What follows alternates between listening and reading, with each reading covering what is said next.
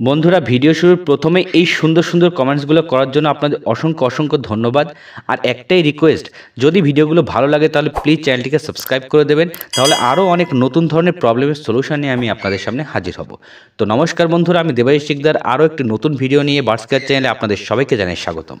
তো বন্ধুরা, শীত কিন্তু ধীরে ধীরে বাড়ছে এবং যারা টিয়া পাখি বা অন্যান্য পাখি পোষেন তাদের চিন্তাও বাড়ছে, কারণ এই প্রচণ্ড শীতে আপনারই সর্দি কাশি লেগে যায়, তো পাখির তো লাগবেই। কিন্তু বন্ধুরা, আপনাদের সর্দি কাশি লাগলে কিন্তু আপনার মেডিসিন খেয়ে খুব দ্রুত রিকভার হয়ে যান, কিন্তু আপনার পাখির যদি সর্দি কাশি লেগে যায় তবে তা কিন্তু মারাত্মক আকার ধারণ করতে পারে, এমনকি মৃত্যু পর্যন্ত হয়ে যেতে পারে। তো বন্ধুরা, এই শীতে কিভাবে আপনি আপনার টিয়া পাখিকে শীতের হাত থেকে বাঁচাবেন এবং টিয়া পাখি যদি ঠান্ডা লেগে যায় তবে কি কি সিমটমস দেখা যায় এবং কিভাবে সেগুলোর আপনি ঘরে বসে ট্রিটমেন্ট করবেন, এই সমস্ত বিষয় আমি আজকে ভিডিওতে বলবো। তো বন্ধুরা, বুঝতেই পারছেন ভিডিওটি কিন্তু ভীষণ ইম্পর্ট্যান্ট হতে চলেছে, তো স্কিপ না করে শেষ পর্যন্ত দেখবেন। আর যারা আমার চ্যানেল নতুন তারা প্লিজ চ্যানেলটিকে সাবস্ক্রাইব করে দেবেন, আর যারা সাবস্ক্রাইব করেছেন তারা কিন্তু প্লিজ ভিডিওটি শেষ পর্যন্ত দেখবেন। তো বন্ধুরা, চলুন দেরি না করে ভিডিওটি শুরু করি।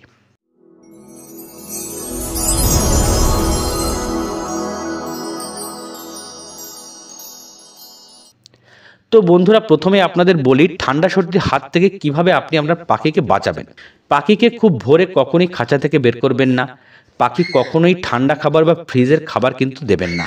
পাখিকে এই সময় কখনোই ঠান্ডা ফ্লোরের উপর ডাইরেক্ট ছেড়ে দেবেন না।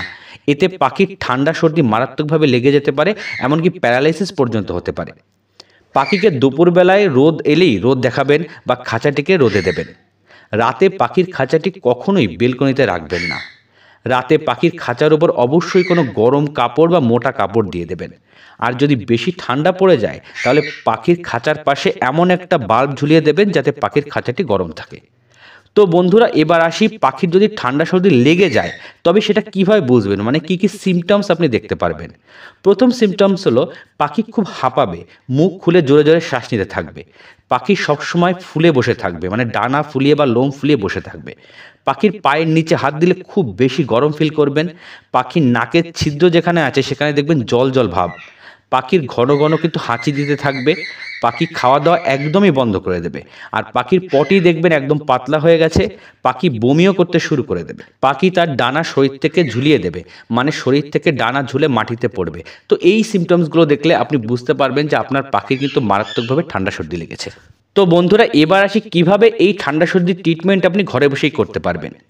প্রথমত 4 থেকে 5টি তুলসী পাতা নেবেন, একটি লং নেবেন, একটি ইলাইচি নেবেন, হাফ ইঞ্চি টুকরা আদা নেবেন, তারপরে ভালো করে পিষে নেবেন।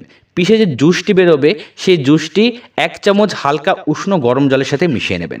তারপর 2 ড্রপ মধু এর মধ্যে ঢেলে দেবেন। এই 1 চামচ যে মিক্স ওয়াটার মেডিসিনটা তৈরি হলো এটি কিন্তু পাখিকে সকাল সন্ধ্যা খাওয়াবেন, তবে অবশ্যই ধ্যান রাখবেন যেন গরম থাকে।